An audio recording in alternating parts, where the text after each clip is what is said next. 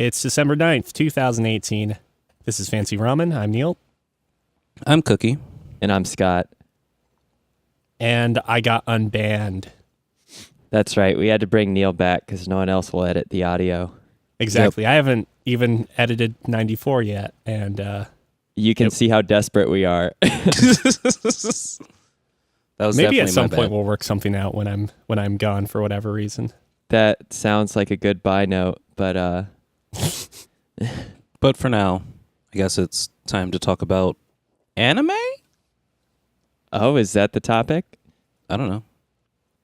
Have you been watching something to talk about? Yeah. No, I don't think I have been. I really can't remember. Oh. Life's been a whirlwind. But I can say I did Lizzie's birthday's today. So we had a fancy dinner last night at a place called Tavern 180. My God. The best steaks.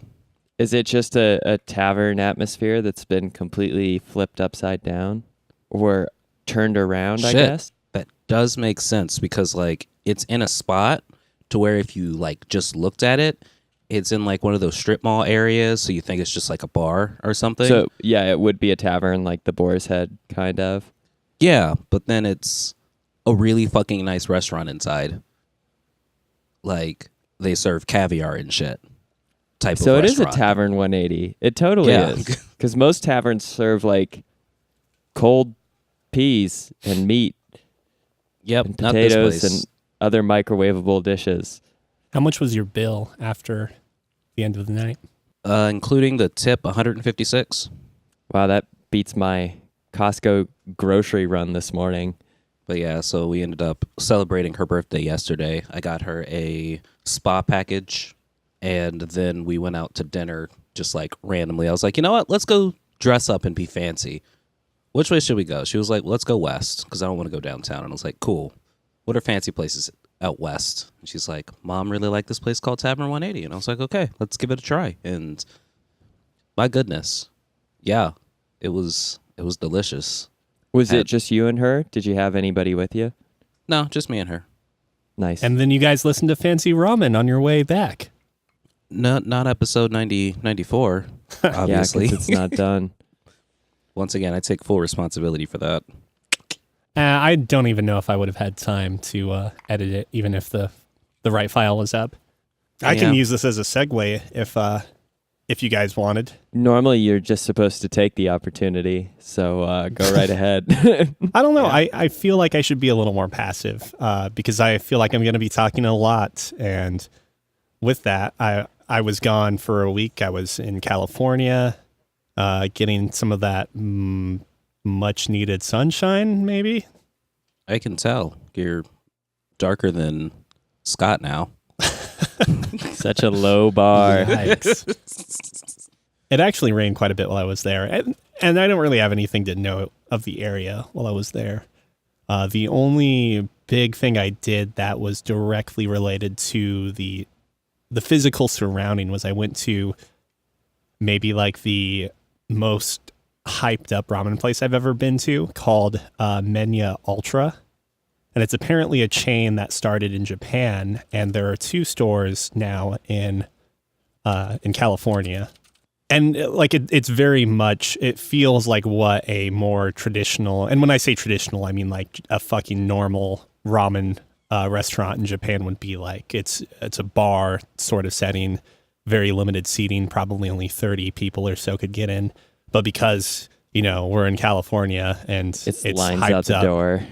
Yeah, they actually have an iPad that is in a sort of chassis outside of the door, and you have to sign up for your place in line with that. And they text you when your table's about ready, and have you come in when you get a text message, I think, or you're supposed to when it's actually ready. This is my favorite innovation in the modern era to eliminate queuing because it's even at the DMV now. Oh, is it? Yeah, at my DMV. My DMV is great. Nice. I haven't been to my DMV in a while, so I guess I should find out. Yeah, you've been waiting for an excuse to go find out, to go back to the DMV. Your favorite place. I have to go in for a new license, I bet. So that's not going to be fun. It kind of sucked having like a 40-minute wait, but I ended up realizing that there was a boba tea place right next door, and it was by far the best boba tea I've ever had. And there was really no wait line for there, so it worked out. I got boba tea, and then by the time I was done with that, it was my turn for ramen. But the boba tea, just to really quickly iterate, I've never been a huge tapioca pearl person, which is what boba is. But theirs was like, it was infused or made with honey. So like there was a subtle sweetness to each pearl, and it was fantastic. The matcha as well didn't really have like a super grassy taste, which is pretty common for like your cheaper matcha, like your quote unquote culinary grade. So just I wish I knew the place, because it is legitimately like the best boba I've ever had. And that's about it for that. The ramen, though, really good. The broth was fantastic. I don't think I've had better tonkotsu broth before. The only thing I realized was that like the side portions or the ingredients, like the pork chashu, all of that seemed really limited. And I'm wondering if that's just because I was like in a big city in California. So like meat's going to be less plentiful and stuff like that, or more expensive. Are you saying that the portion size itself was small, or that they were having issues with like what was available on the menu? The portion size specifically for the other ingredients in the ramen. Yeah, I don't know, man. The Midwest, like every time I compare eating out there to other places, it seems like the Midwest and Texas really have it like locked in with the giant portion size. Yeah. On the stuff that's the least healthy for you, which, you know, is great. It's fantastic in my personal opinion, but it does throw me for a loop now, like coming back and seeing all of the like the huge amounts of meat you'll get at any steakhouse for like pretty reasonable prices. And it's good stuff too. That's the other thing, is like it's really good. I did want to say though, even though it was a very small amount, the pork chashu was like shaved in like a sukiyaki thinness or gyudon thickness. Ooh. So like really thin slices of chashu, and it was like the best I've ever had. You think that it like cooked in the broth a little bit then, because of how thin it was? I have no idea. I wasn't really paying attention to, I was only paying attention to how they prepared the noodles and broth. Right, because with the bar style, you can essentially look over into the like kitchen and prep area. Yeah, exactly. The noodles were apparently made by hands, or are made by hand every day. The noodles were great.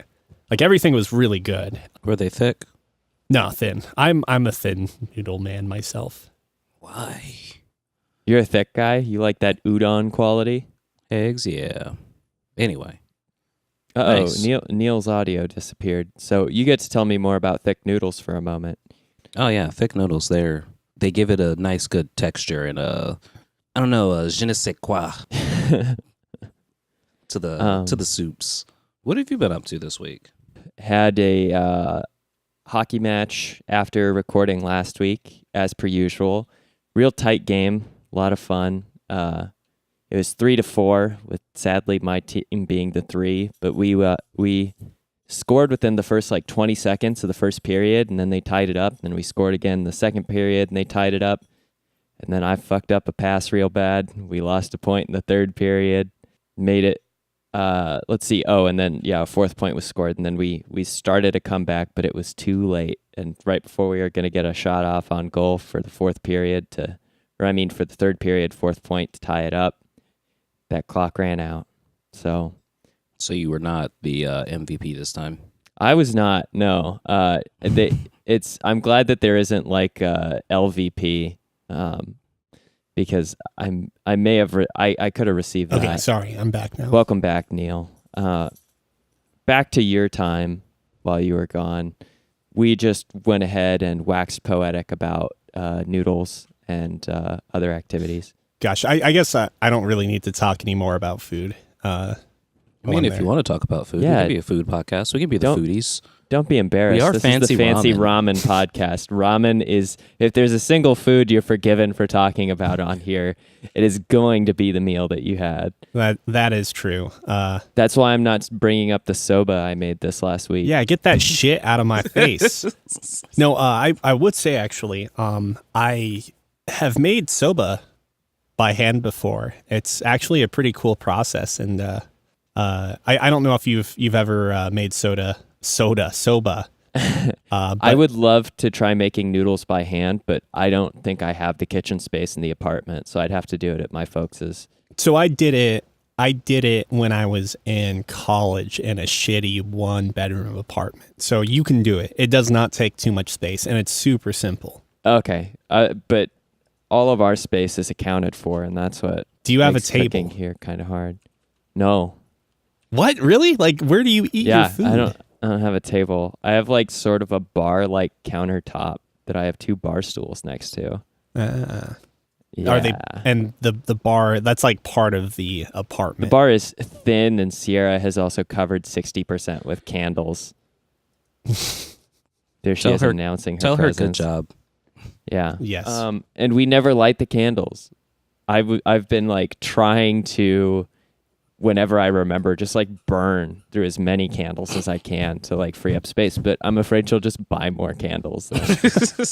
And we can't afford that either. So it's like, I'm just going to have to save these like sweet smelling pieces of ancient technology for the next power outage.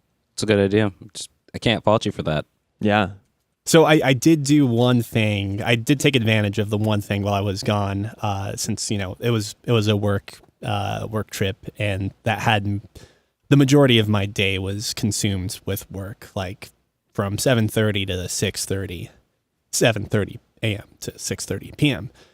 So I really didn't want to like drive into any big cities, because we're talking like an hour commute at that point, and then an hour back most likely if there's traffic. So I basically stayed around the hotel most of the time, and I managed to catch up on Game of Thrones season. I think it's 7 was the last one. And Sure, that sounds about right. did you watch it, Cookie? Believe yeah. so. Yeah. It kind of feels fanficky at this point in time. Like, my opinion hasn't really changed too much about that show. But I finally watched the last 2 episodes, and I finally witnessed everything that got spoiled to me. Not like it's a big deal. I wanted to be spoiled on what happens. The one thing that bugs me, though, like even though I was fully prepared to be disappointed by this season, was that it seems like the show writers take the concept of time and become extremely liberal for it. Like, it's funny because at one point in one of the last episodes, they joke about how Gendry would might have been on a boat rowing. Like, one of the characters tells him, like, I half expected you to be rowing right now still, making the joke that you haven't seen this character for like 5 seasons. And the last time you saw him, he was rowing on a boat to escape a place. And then in that same episode, or the next episode, they treat like traveling from Storm's End, from like one side of the continent to the Great North, as absolutely nothing. Hey, I gotta go save these guys. I'll be back in like 5 minutes. Bam, saved. It's a breeze. I mean, at the same time, it's cool because things are actually happening. It just seems like within the scope of 3 episodes, so much plot happened that took 2 seasons to happen before. That You big want to know why? Because there's no more books to go off of. Correct. And the writer can't just, do chapters of her dress flowed like this. I don't know. That was a great Gatsby joke. If you read that, there was a full chapter on what people were wearing at one of his parties. Anyway, but no, since there's no book to go off of, they can just go. They're like, okay, what would be cool right now? Well, if Jaime and Tyrion got to talk, that would be cool. All right, let's make it happen. All right, what if Jon Snow and Daenerys make out in this scene? All right, that would be equally hype. Yeah, pretty much. Yeah. This is what I want every show to be, honestly. It just feels like fan fiction at this point, with really good production quality. Isn't that what you want all of your TV shows to be? No. Just fanfic? Yes, That's and what no. fans Really high want. production quality? Why would you not?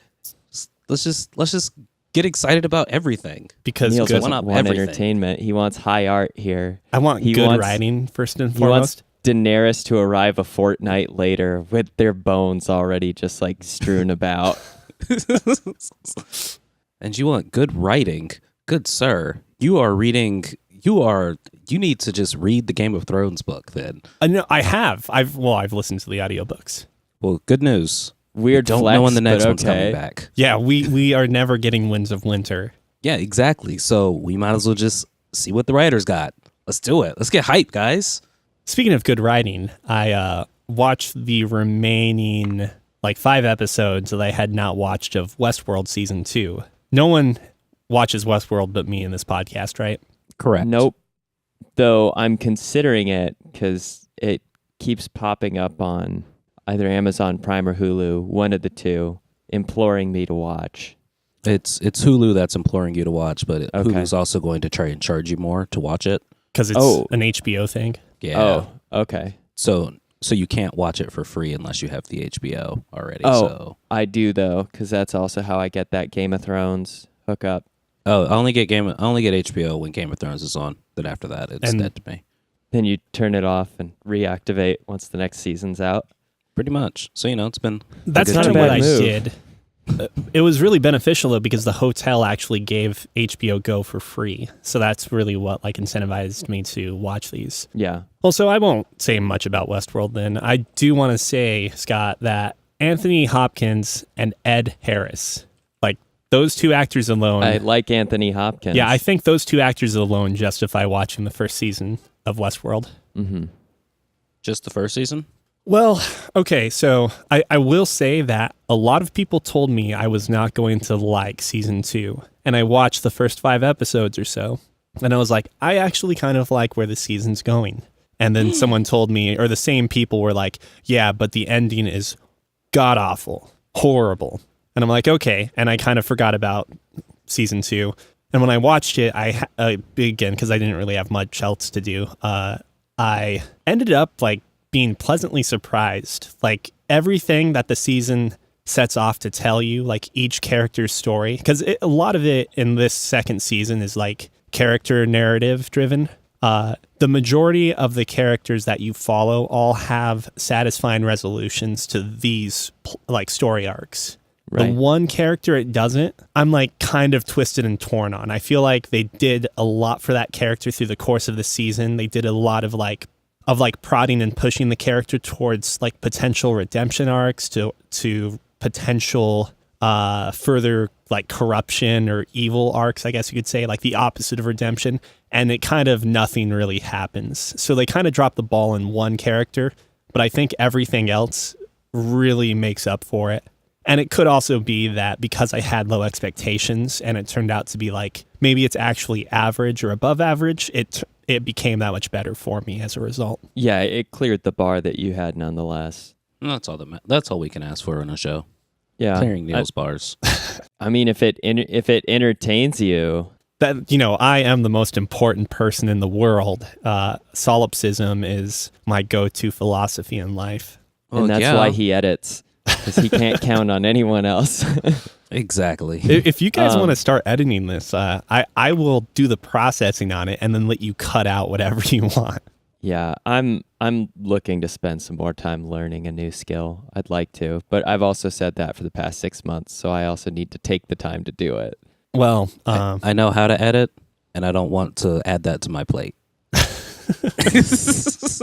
I'm going to cut thanks, that Neil. out when I learn to edit so we can get a binding statement later. the only other things I did on the West Coast were play Minesweeper and Solitaire. You mean Or- bitch about Minesweeper?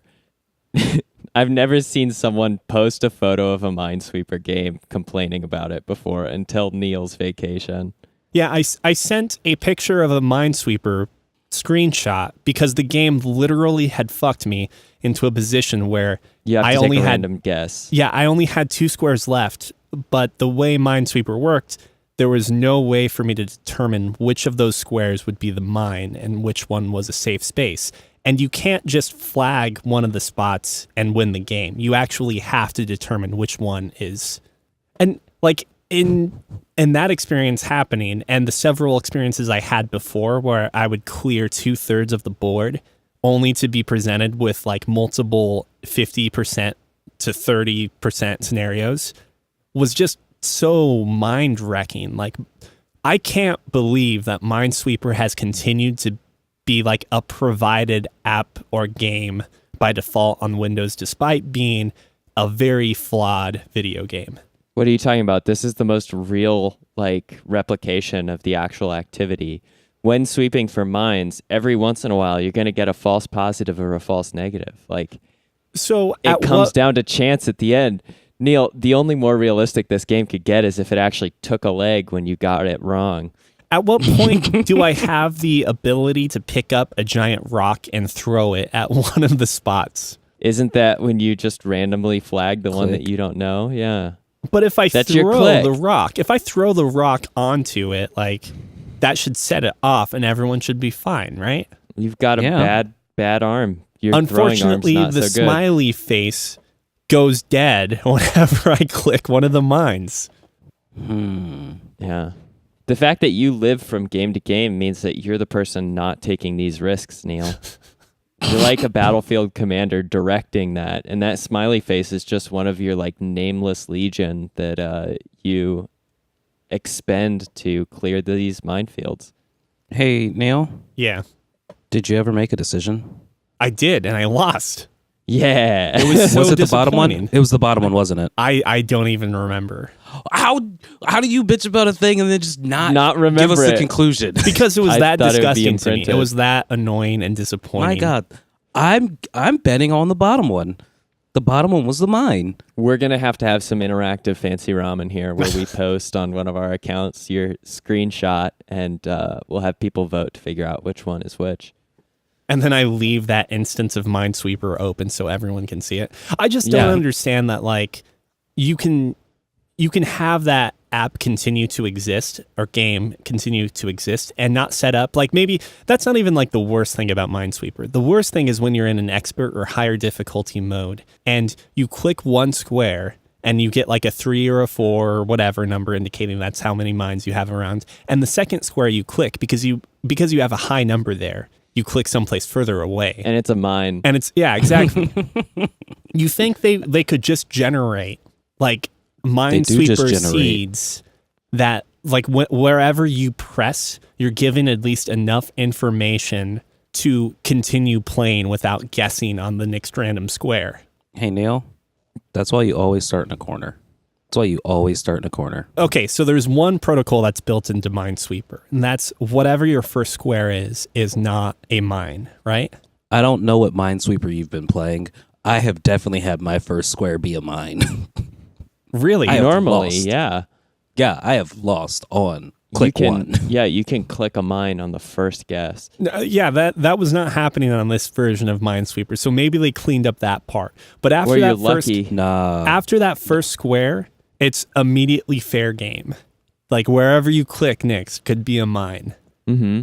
That's why like you use a the real information you minefield. have. So you can do corners, but when your corner is a 3, you're like, well, I guess the other 3 spaces directly adjacent or caddy corner to this corner are mines. What do I use with that information? And even if it's a 1, that click means past them then. that means you have a 66.6 repeated percent chance of getting an empty square if you click on another adjacent square. Neil, are you looking for like 100% guarantee? You're playing it on the wrong difficulty, Neil. Play it Yeah. on super simple. But This is my question, Neil, is that what experience do you expect Minesweeper to provide as a game? an intriguing, I guess just like a very deep puzzle game. Okay, yeah, you want it to be a puzzle so there is a solution that you can come to every time. It's essentially, it's a problem or a puzzle. I'm trying to think which terminology is better, but either way, like if executed perfectly or using a certain technique or strategy, you should be able to come to 100% conclusion every time. Is that the goal? I realize that's not what Minesweeper is, but my biggest Yeah. issue is the amount of time, like, because you can kind of create a puzzle scenario in those games. Like, if you get enough information, you can actually reason out quite a bit. And that's why I'm able to get like 2/3 to 3/4 of the board open usually, or like, fully mined or flagged out and stuff. The issues I have are when you get to the very end and you have to guess, or at the very beginning, because you'll end up having to go through like 7 or 8 different seeds until you actually get enough information to stop guessing. Once again, this is an immersive game, in my opinion, because sometimes you don't know you're in a minefield until you've hit a mine. Man, if only this were in VR. Hey, Neil, you should probably just not play that version of Minesweeper and play any of the ones not developed in between 1989 and 1990. Just any other version would be just spectacular for you. I've enjoyed Planet Mine. It's a Minesweeper, but the entire planet is Minesweeper, so it's a 360-degree thing. It's wonderful. I had it on iOS, so I'm not sure what other things it's on. But I found it very delightful because sometimes you'd be on a super huge planet or you'd be on a really tiny planet. It's like, cool. And yes, on each one of those, you can also still just, your first one be a mine because sometimes you just have bad luck. Sometimes you just have bad luck. I feel like the first move should never be a mine because that just shows how bad the coding job is. Are you sure? Yeah, I don't understand. I feel like maybe the first click would literally help you generate or start the seed for the game. But you're asking the game to load up and then reload up after a click. No, it wouldn't actually generate or load up until after you clicked. So I was thinking about this from like a developer standpoint, and part of me was thinking, now granted, this would leave out way too many other possibilities, but it's like as soon as you click, that's what generates the seed, as we'll call it. And that's a bad... So that starts your new game? Yeah, basically. Because, I mean, at least in the version I was playing, you're never going to hit a mine on your first click because technically when you hit the first square, that one has to be safe. So that by nature means that mines aren't placed until you open your first square. And then man, it's got 0.2 seconds to figure out, is this one going to be a mine? It says it's a 1 or a 0 on each of these squares, and as soon as you click, it generates the entire thing, and it goes, bam, what you happen to click on, it generated a 1 there, so it's a mine. Sorry, guy. No, but that's the thing. Like, in at least the loading Microsoft... screens in Minesweeper? What's that? You want loading screens in Minesweeper? It's not like now? it needs a loading screen. This is not a hard, complicated process. I don't know, man. Bethesda tried to make Minesweeper, and it was full of bugs. God, Bethesda can't make anything not full of bugs. All you're technically doing is it has like a protocol, which is like how many mines you have, and the playing board is already decided based on your settings. So the number of mines is determined too in your settings. So let's say it's like a 10 by 10 grid, and you click on A1. So all it technically does is take the number of mines there are for that 10 by 10 grid, let's say 20, and it randomly assesses or chooses where those are going to be located. And with the only conditional that A1 does not have a mine placed. So that that would make sense. From a application or like a process standpoint, that should take it should be instantaneous. Yeah. There's also, so like part of me was thinking though that like maybe it would be good to script a series of levels or seeds based on what square you click. So if you click on A1, it always generates the same seed. But then I kind of felt like then you limited yourself to what your like the board size was. So if it's by like a 20 by 20 grid, that means there's only 400 unique puzzles. Yeah. So yeah, then at that point, you're also having to program each of these puzzles in rather than, just the game saying, hey, as soon as you click the little start new game thing, it just generates a field out of randomness. Mm-hmm. I do have something to point out to you, Neil. You mentioned that how can this be something that's still just widely available on all the platforms? Minesweeper does not come standard in Windows 10. Oh, yeah, that's right. And it's because it's a shitty game. Are there any games that come in Windows 10 now that I think about it? Candy Crush. Yeah. Candy Crush is... Yes. It doesn't come pre-installed, but it will automatically install when you're on Windows. Candy Crush Soda Saga, trusted Microsoft Store app. Okay. Yep. It was one of the few games that came on the Windows 10 tablet that I got for for during Black Friday. Are you uninstalling was it right now, Scott? No, I'm looking for Space Pinball. Oh shit! Oh yeah. Okay. That I was the didn't think we were going this OG on the gaming here. So I'm both surprised and delighted by this topic. Minesweeper aside, while I didn't necessarily play this too much over the last week, I technically finished it last night, but played it more the previous week. I am excited to talk about the game 999, or I think it's like 9. Let me double check, actually. No.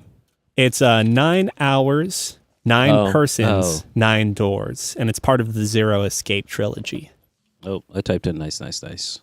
Nice, indeed. I think if you look up 999, it might not actually bring up any.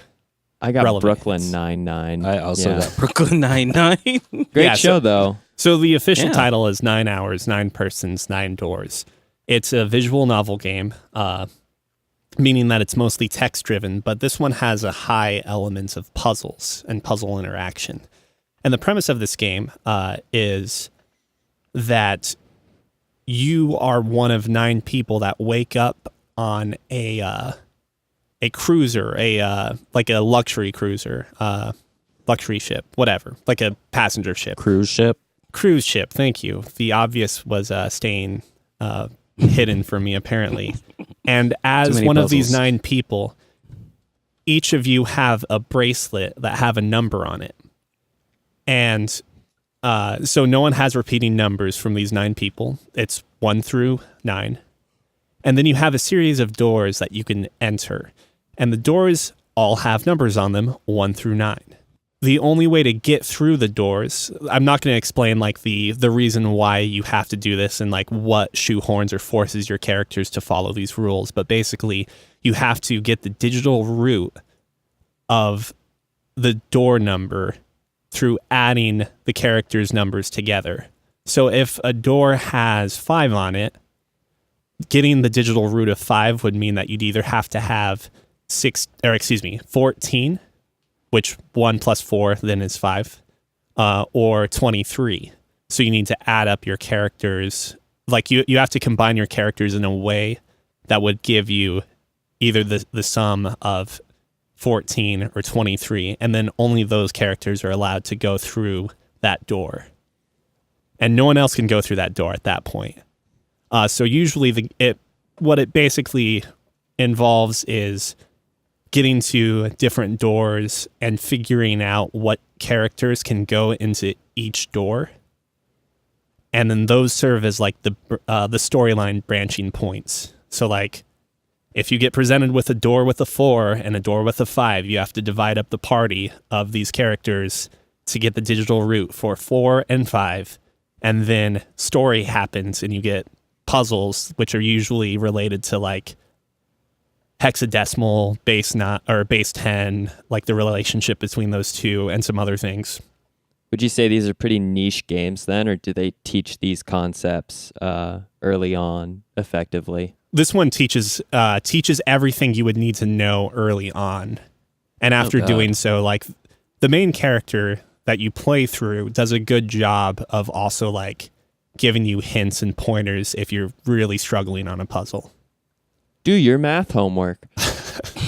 You also Stop get sucking, scrub. You also get like Here's a calculator in your menu.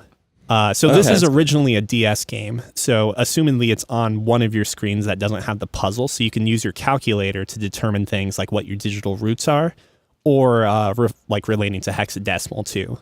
But how am I supposed to blow on my characters' faces?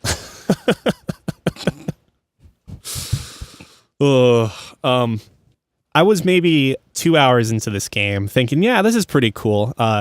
One of the reasons why I started playing it is because the main guy behind the Zero Escape trilogy is teaming up or has teamed up with the Danganronpa director, and they're making their quote-unquote last murder game together. So that's not going to be out for another year or so. But I was finally like, well, you know, I had picked this game up before during some sale, and it's time to actually give it a shot. And around the 2 hour mark, the characters are like in a situation that's kind of like urgent. So let's say it's not maybe necessarily a good time to have like a deep-seated conversation about something or other. And suddenly it had a Metal Gear Solid moment where like It screams Snake at you? no, like every Metal Gear Solid game with like an exception to 5 and with an exception to 5 usually has like multiple moments in the game where a character decides it's time to talk about some ridiculously unconnected or like some theory or thing that you don't think should seemingly be connected to the storyline. I don't know, like Alaskan Rats, basically. And as soon as that conversation happens, like my attitude towards the game skyrocketed. Like I even made the joke to someone that like, this character isn't this character, it's Master Miller. Oh, I really can't go any further because I feel like you guys should try this out if you're ever bored. It's really not too long of a game, but it definitely... Where should we find it since it is available, you said, on the DS? Does it have any re-releases? Yes, it's on Steam now. Oh, okay. Okay, cool. Sweet. I will not.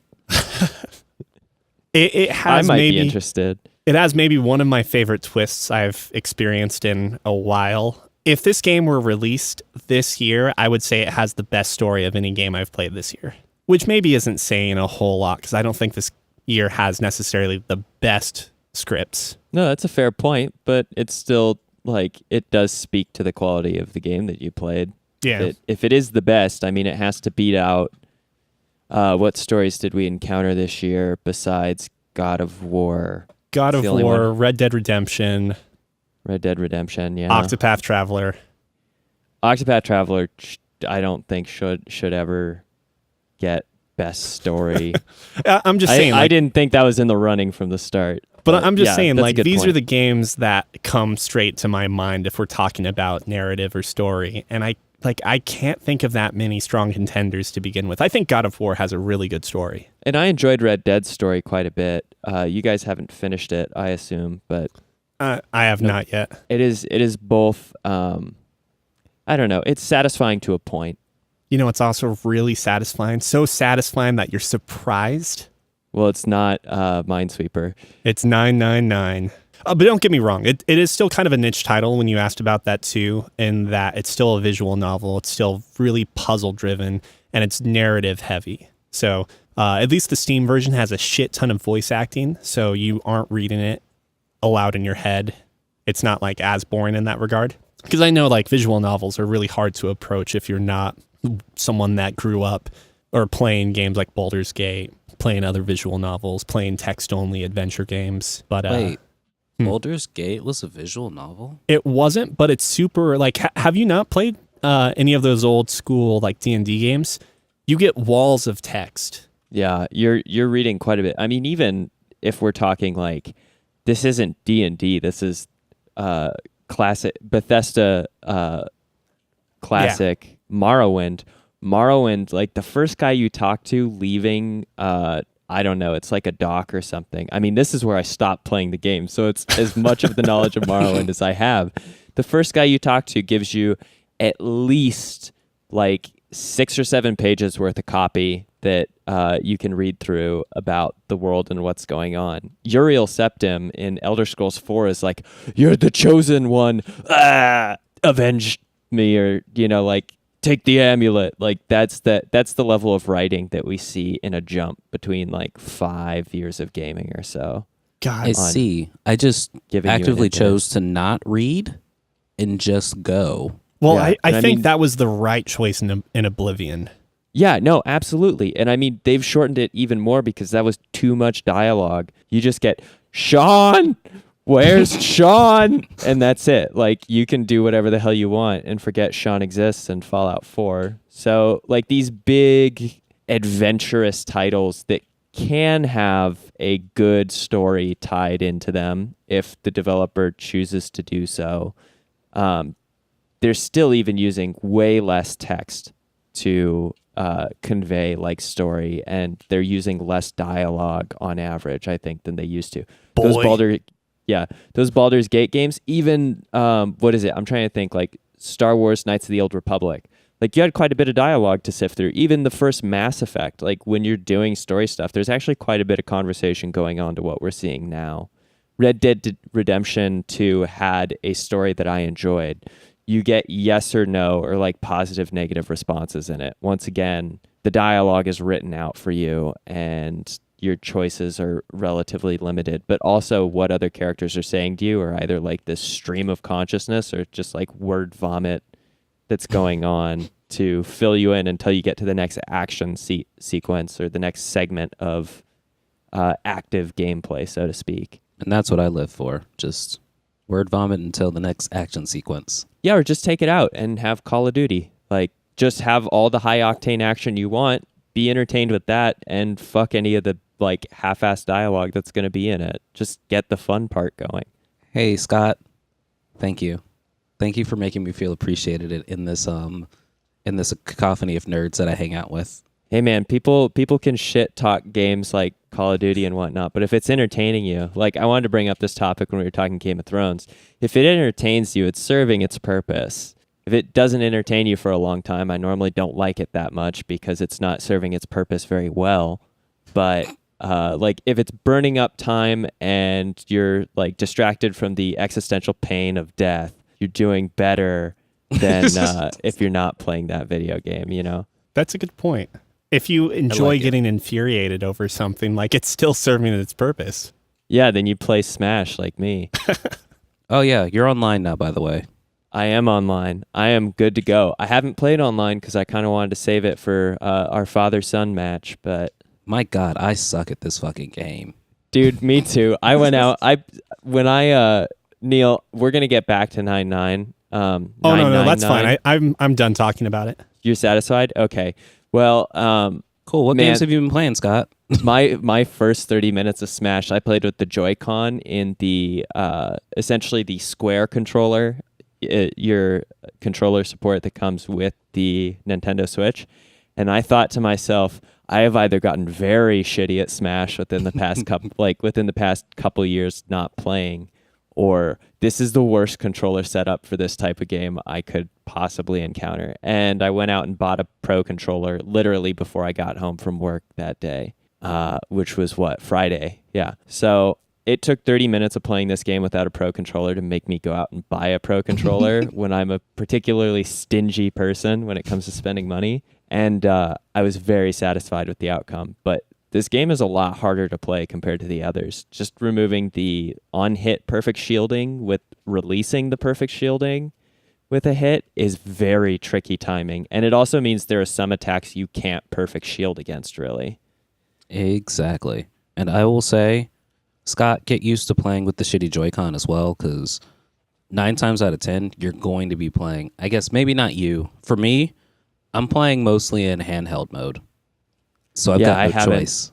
I haven't gone to handheld mode yet, but it is so much harder to play it in handheld mode than with the Pro controller. And the other thing is too is like now that I'm thinking about it, I may have found the DS version, like the DS Super Smash Brothers 4, preferable of a control scheme than the Joy-Con, which is saying something. Because I also didn't have the C-Stick DS either. I was playing on a like DS XL. Oh. Yeah, Wow. before the C-Stick, and I still think I like that better. Damn. Tell us how you really feel. The Joy-Con are not built for this masterpiece. No, they are not. They cannot handle the greatness that is Smash Brothers Ultimate. So how much have you been playing? I ate one meal yesterday and got up from my couch several times to hydrate or take care of my dog. That was it. I didn't do anything else but play Smash. So I don't know how far I'm in the story or the story mode, the adventure mode. And I went right into it. I didn't even know there was a classic mode until this morning. Hey, me too. Last night. And then I started playing that because that's way easier to unlock fighters. So much easier. Also, since there's like 70-something fighters to unlock on the roster, there are a lot of new challengers approaching, which keeps me pretty busy. Who have you been using? In the story mode, I leaned very heavily on Marth at the start, but I just unlocked Link and Samus and I've used a lot of them. But my sleeper favorite that I did not think I'd play the most of is it? I think it's Isabelle from Animal Crossing. Yeah, she is the cute dog secretary from Town Hall, and possibly one of my favorite new additions to the Smash roster. I could take it. I have been. Oh God, I think I just switched over to Mario recently for the actual Children of Light story mode. But right now, the Inkling is my The Inkling favorite. is really good too. Yeah. I played a lot of the Inkling once I got them. The down B for that character is a lot of fun to mess around with and super useful. Gosh, I'm trying to think. What are my thoughts on Super Smash right now? I'm enjoying it. It's got a lot of conversations that it's starting for like just random friends at work. They're just like, oh yeah, they saw me walking around with my Pokeball. So they're like, you have a Switch? And I was like, yeah, I have a Switch. And they're like, sweet. We're all going to be off on Friday. How about you? I'm like, nah, I'm going to work. And they're like, oh, balls. It's like, all right. Anyway, so now we're all going to be getting together for lunch on Monday, just playing Smash together, which should be nice and fun. Watch me get my ass kicked. Yeah, I would have taken a day off for a sick day on Friday had I not already had a worker who was out that I was filling in for. And so I just, hummed the tune in my head all day at work instead. And then I've been doing it since Thursday night. Just even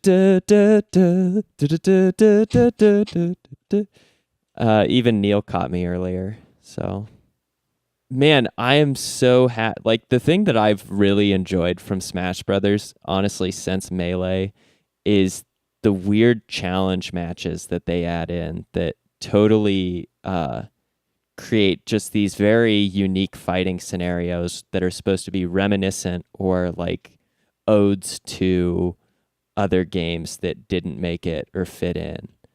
Yeah, with the spirit battles.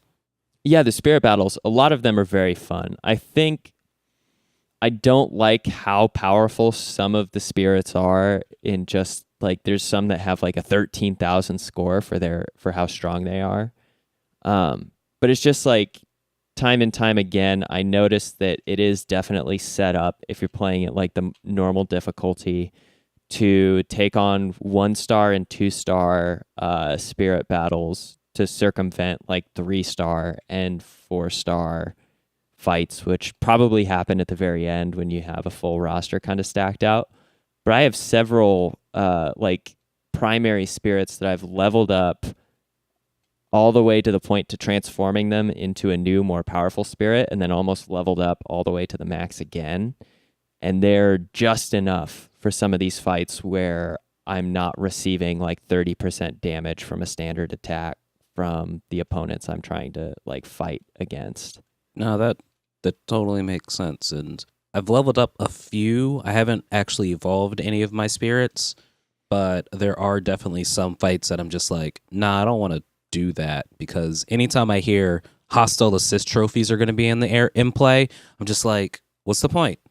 There is a legendary assist trophy that you can get that essentially gives you extra damage against, or what is it? It's an assist spirit, or like a secondary spirit that gives you extra damage against assist trophies. And until I had that, I also didn't fuck around with assist trophy fights too much, unless they were more passive.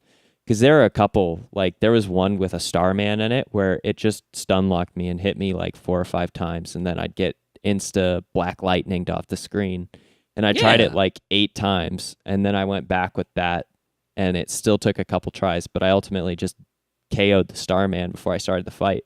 And once you take out the assist trophies, those fights are a joke. So That's brilliant. It's set up to be difficult and take a lot of time, and it's hard to get around it, because although I'm not the best player, I felt like at a normal difficulty, there was still a lot of things that were just like prohibitively difficult for anyone who is not like playing in competitive Smash tournaments. And then maybe even then, there's just sometimes some bullshit. Yeah. So I do have a question for you. have you tried out all the different modes? I have not. I'm looking forward to seeing what training is all about with now getting to see launch distances and if there's any other things that they've added to it besides that. There is the new there's a challenger approaches rematch door that every once in a while pops open if you lose. That door's been a godsend. Yeah, Sierra told me that I needed to admit to being a little bitch on the podcast because I got mad at her when she crossed in front of the TV when I was fighting a challenge match and lost it. Yikes. So when I found out that door was there, I was like, oh, good, okay. I can chill out for half a second. Because the other thing I've noticed is if you lose to these, the new challenger that approaches, because there's so many, might not be the same one. It's I lost a Ganon fight, and I was really excited to get him, and then I ended up having a new challenger approach against Wario, and I was like, no, I don't want this. Get him out of here. Bring Ganon back. So I thought that they mentioned that the unlocks were going to be in the order of the game, but they're very random. They feel very random because I already have King K. Rool. It could be order of the games that have been released or character releases. No, because I've got Bayonetta. Edition.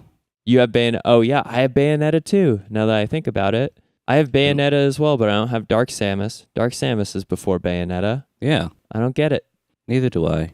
Not to cut the conversation short, are you going to get the Battle Pass or the Season Pass? Oh, hell yeah, because my new main is going to be released as the first DLC character. Yeah, that was exciting for me, and I'm excited to see his amiibo. Yeah, for anybody who has not been privy to this, the first DLC character that is not Piranha Plant is going to be Joker from Persona 5. Joker. I actually told my old roommate, close friend Kyle, about Joker being in Smash, and he thought I meant Batman's Joker, and he was like, I will kill myself if they do that. Is it Heath Ledger Joker? And I said, no, that's DLC number 2 that they break out. Yeah, and it's not Heath Ledger Joker either. It's the one from, it's the really bad one from whatever that really shitty DC movie with all the villains being villains. Suicide Squad. It's Suicide Squad Joker. Leto. Jared Leto. Well, what's wrong with Jared Leto? It's just a different take on it. No, it is a different Jared take. Leto's. And I think it also should be noted that if you're going to have someone do the Heath Ledger performance every time, it's going to make some movies work and some movies not. It'll probably never be as good because every actor needs to find their own niche when playing a repeated character like that. And I mean, but Suicide Squad was just so bad. That Joker works within that universe, but I when you ask me to say what Joker is, I still immediately think of Mark Hamill. Was that the funny Joker? That's that's animated deranged. Joker? Yeah, that's the animated, the original Batman animated Joker. Oh, okay, because they're there's some Reddit that I was reading a few months ago, breaking down the different ages and different kinds of Jokers. There's the the Jack Nicholson Joker. Yeah, the Jack Nicholson Joker was more of a clown versus the Heath Ledger Joker, which was more of a maniac. Yeah, followed by the Jared Psychopath, Leto Joker, yeah. and each one's got their own specific thing, and they were breaking it down into the Golden Age versus postmodern and promo and a bunch of other shit. Either way, it doesn't matter. What were we talking about? Mark Hamill's illustrious voiceover career. God damn, he's good. He is really good. I mean, he's done so much stuff that I only find out about way after the fact. He was the Guyver. He was the Guyver? The Guyver. Yeah. Holy shit. That was the first anime to give me nightmares because I didn't know the hero could die. Oh, well, okay. Just to be clear, he wasn't involved in the cartoon as far as I know. He was in the live action Guyver movie. Yes, there's that still gave me nightmares because that was also very... Have you ever heard the opening of Guyver? No, I haven't. You'll have to put it in here. It is so good. Even, yeah, that's right. He's He's even done like a bunch of characters for the regular show. Mark Hamill has. Yeah, that dude, he is he's such in a a good lot. voice actor. It's like kind of, I don't know, like a lot of people obviously don't value voice acting as highly as like acting. So Right. it probably They all know sounds him as Luke Skywalker. yeah, and so it probably sounds like sacrilegious when I say this, but I think you could completely get rid of the Luke Skywalker role and he would still have an amazing catalog of work. You're Dude, preaching he was to in the choir here. Metalocalypse. Yeah. Wait, he was in Metalocalypse? He was Yeah. in Metalocalypse. He's Senator Stampingston and Mr. Yeah, and Mr. Salatzia and news anchor and all this other stuff. Good God. He's I on didn't- he's on a didn't even shitload realize. of stuff. He was Krabby Clown? Wow. I didn't realize he was a voice actor until just now. And now That's it all like makes his sense. bread and butter, honestly. He's been like I've seen him do a handful of roles in the past like 10 to 15 years outside of Star Wars where he'll play like I remember him being a professor in some movie. He was Fire Lord Ozai? It's just that he kind of got, I mean, he's a good actor, and I don't think he's necessarily a great actor as Luke Skywalker. No. Maybe he wasn't back then, but he's become a fantastic actor. But unfortunately, he got shoehorned into the role of Luke Skywalker. I mean, it also started his career, so it's like Without it, does he get the foot in the door for all these other things? right. Who But knows? so it's weird to say this, but like the Luke Skywalker role, I think probably typecast him in a way that hurt his acting career. He was himself in Johnny Bravo. Now that does make sense. That Johnny Bravo was like a pretty great cartoon. It was. But no, because I don't really remember seeing him in anything besides him as Luke Skywalker. For acting roles specifically, right? Yeah, for acting roles specifically, because apparently I've heard his voice all over the fucking place. This guy littered my childhood. The deep sinkhole that is an IMDb page for an actor that is like 60 years old. There was a Men in Black TV series in 1998. When did Men in Black come out? Hey, I'm still on 1990. Who knew? I am also on IMDb. IMDb. Are you really? Yes. That's how I found out he was on Hey Arnold. He does not voice any characters in Smash Ultimate, however. That's sad. Except for maybe he might do Crazy Hand Do you think anyone's just going to buy Smash? Like, and not get the extra fighters. well, I guess my question was, do you think anyone got swayed so much by the introduction of Joker that they're going to buy Switch now or buy Smash now? I doubt they would, because at that point they'd have to be looking for Smash content. But via the introduction of Joker, I am now getting the season pass. That's true. The season pass, I probably was going to buy anyway, but the actual urgency of the purchase was definitely amped up when I knew that Joker was going to be added to the roster. It's the same way that I think when they did the last DLCs that nobody bought Smash 4 because Cloud was released, but he was a huge addition to the game. And I think a lot of people were really happy for it and surprised by it. Same thing as Sonic. Like, nobody's going to buy Smash because they added Sonic back in Brawl. But Sonic was a really big addition. That IP, or essentially that character acquisition, I think really, it does something almost like cement the status of what Smash Brothers means. Like, to get into the game of Smash Brothers as a fighter is a real like milestone within your game or in development of a character, which is why it does not explain that like certain characters find their way onto the roster. Ooh, like who? Hold on. You got ahead, someone in Neil. mind. Neil's got this. Hold on. Before we talk about the purple elephant in the room, I want to make sure that we're on the same page. I agree with everything you've said so far, and it makes sense. It's like this maybe isn't necessarily trying to get people that aren't as interested in the game to buy it, but more to get like the season pass Amplify the sales. hype, yeah. Yeah, because I mean, I'm like a person that will, like, unless Tiffany wants it, I probably won't get Smash because I'm not really big into Smash or fighters that much anymore. I mean, if you She have does it not. online, I would sit down and play this game with you almost any single day. Whereas like the desire for me to play this game is like pretty low. If I'm gonna play a fighter, it's gonna be Street Fighter 5, I think, or Battle Arena Toshinden on these. No, not really. I'll play Street Fighter with you. But the thing that hit me was that when you talked about Sonic, and was it really a hype thing for Smash to bring Sonic in? Or was it a hype thing for Sonic to be in Smash? It was a hype thing for Sonic.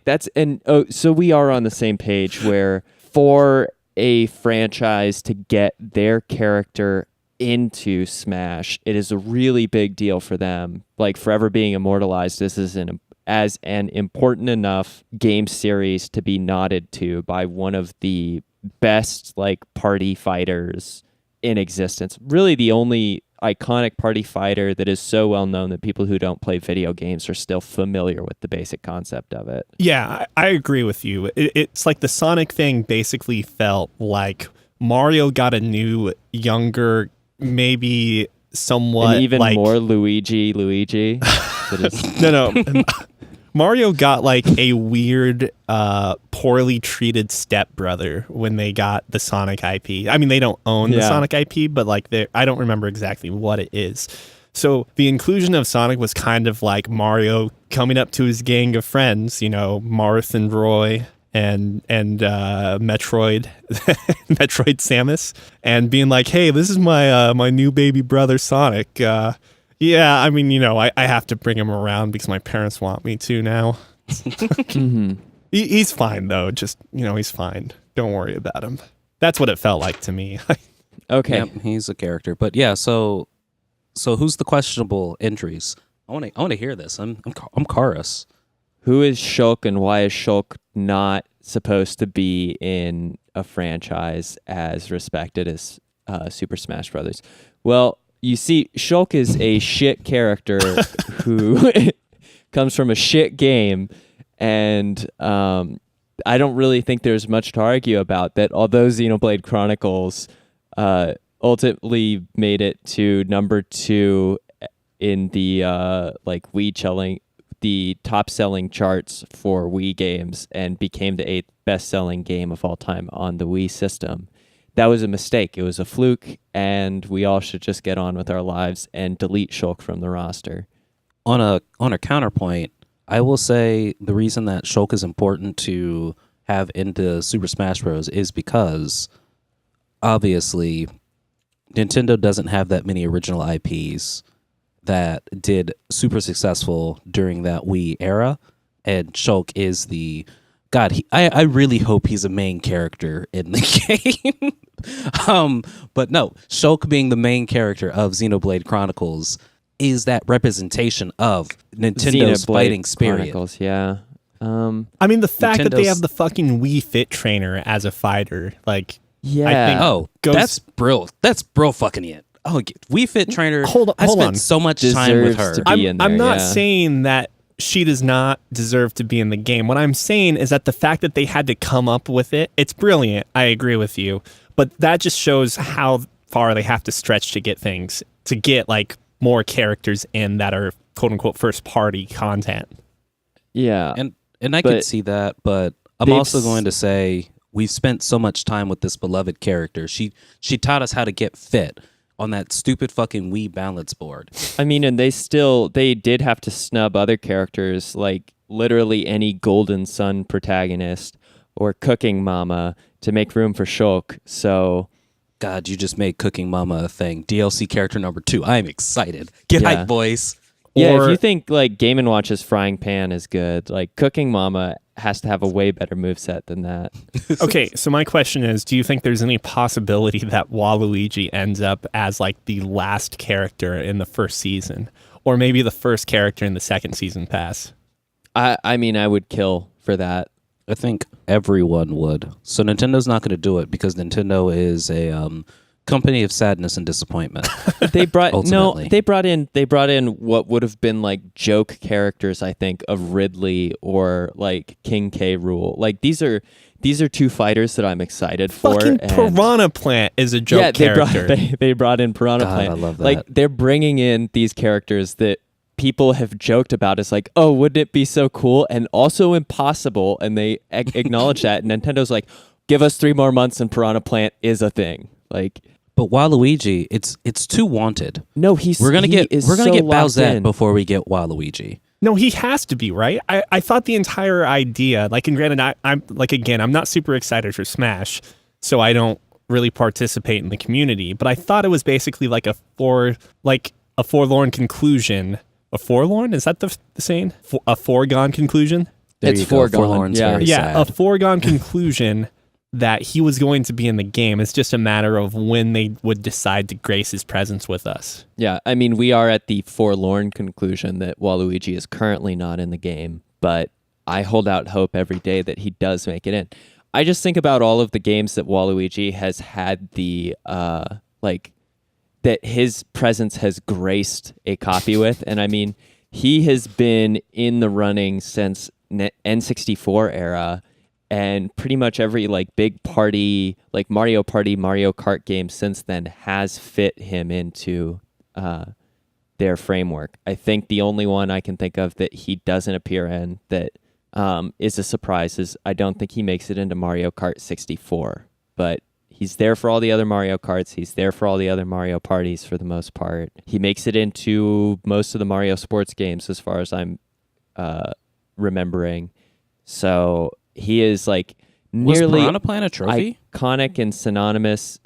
I don't think Piranha Plant was ever a trophy, but he's nearly as iconic and synonymous as Wario at this point, minus the Wario standalone games and the WarioWare content, which is a very unique spin from like Wario's original identity. I don't know. I think if because there are very few games that Luigi has had individually. We have Luigi's Mansion. Those are the Luigi standalone games, and yet he's been included since the first Smash Brothers. And now I think it's time for Because he's Mario, Luigi, Mario. I think it's time for the like antithesis of the Mario Luigi bunch, the Wario and Waluigi like duo to be reunited. That'd be nice. I'm not trying to have a hot take here. I'm like genuinely behind this. Add Waluigi to Smash because I would play him a lot. I can already see some of his moves. He has the dash attack, like his side B special is him in a cart, and his over smash is like Peach's where he uses his tennis racket. Like I can see it all coming together. I just don't know what his up B is yet. Probably just a really high jump because he has super long legs. Smash is just such a weird thing. And no one's been able to recreate it successfully. Yeah. Oh What are my you talking God. about? Did PlayStation you ever All-Stars play was that? the greatest That was game. such a trash game.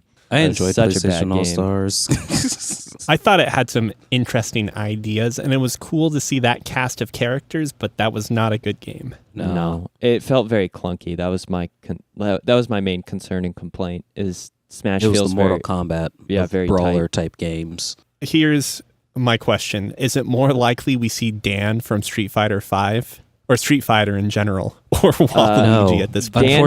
Dan is Unfortunately actually not. an assist spirit Yeah, is so he? unfortunately, he's not going to be a and a trash one character. like that. So we technically all oh my god, it's such a great fight. It's like you're fighting Ken, but oh no, were you fighting Ken or Ryu? I think you fight Ken in that one. Yeah. Yep, you're fighting Ken, and he just likes to taunt. So he pretty much does a move and then taunts 3 times. It's just So like you shield or dodge the move and then you just kick the shit out of Dan.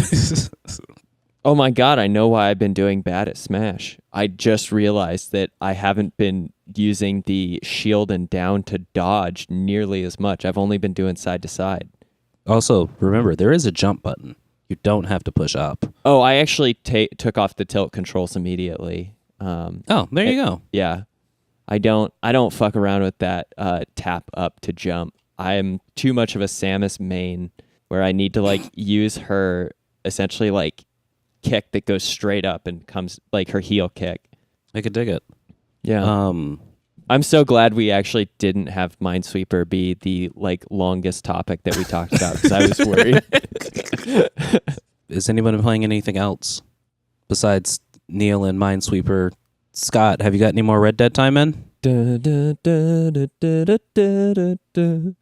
No, I think I said last time that I finished Red Dead, and since then, like, I am 100% completely done with Red Dead. We'll probably loan it for somebody else to play and not give it another glance for another couple years before I want to go back. I did get to actually, I got to see a lever action rifle the other day, though. That was pretty cool. I was like, hey, this is like Red Dead. Little side loading chamber and everything. I'm proud of you. You yeah. should still really get It was heavy as shit. Once How you- does Arthur carry that many guns? video games, man. He's Once not you, a baby. Yeah, once you get tired of playing Smash for a little bit and you eventually get that PlayStation Plus, then we can finally play Red Dead Online. Yeah, that's true. Is that out now? Yep. I imagine, too, it'll get more and more fleshed out. Apparently, it's its own story. Really? Yeah, like apparently you start off in jail as your character and you get busted out of jail. By other players already online? No, by That would be the cool. story. Okay. That would be cool, but Can- and then you go. Can you play online offline? No. No. What That's a So you kind have to of a worry about question is the- that? That's the most confusing thing I've heard. Maybe I want more story, but I don't want to play Online with story. 14-year-olds. Well, it's okay because you don't have to hear the 14-year-olds. You just have to avoid all their lassos. Yeah, you're going to get drawn and quartered, but you don't have to actually hear any like trash talk while it happens. Also, the lasso is such an underappreciated item. I've found out that you can go to someone's camp with the bandit mask on, lasso and hogtie them, and then loot their camp. And as long as you don't loot their person, you take no bad guy points. Yeah, because that's Holy a shit. fucking realistic thing.